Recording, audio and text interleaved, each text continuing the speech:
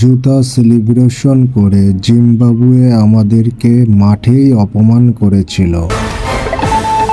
শুধু আমাদেরকে নয়, সারা ভারতবর্ষকেই অপমান করেছিল এই জুতা সেলিব্রেশনের মাধ্যমে।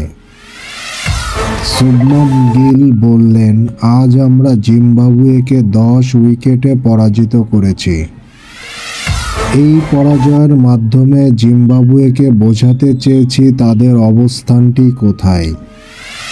ভারত কেন বিশ্ব চ্যাম্পিয়ন দল আর জিম্বাবুয়ে কেন বিশ্বকাপই খেলতে পারে নাই। এর পার্থক্যটি 10 উইকেটে হারিয়ে জিম্বাবুয়েকে খুব ভালো মতোই বুঝিয়েছি। একটি ম্যাচ জিতে জিম্বাবুয়ে তাদের নিজের অবস্থানটি ভুলে গিয়েছিল।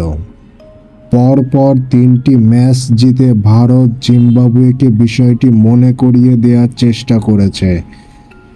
জিম্বাবুয়ের অবস্থানটি কোথায়। 5 ম্যাচের টি20তে 1টি ম্যাচ জিম্বাবুয়ে এবং 3টি ম্যাচ ভারত জিতেছে। শেষের টি20 ম্যাচটি কি জিম্বাবুয়ে জিততে পারবে? ভারতের এই অপমানের প্রতিশোধ কি জিম্বাবুয়ে নিতে পারবে? সেটি সময়ই বলে দিবে। নাকি ভারত জিম্বাবুয়েকে শেষের ম্যাচটি হারিয়ে সম্পূর্ণভাবে অপমান করবে।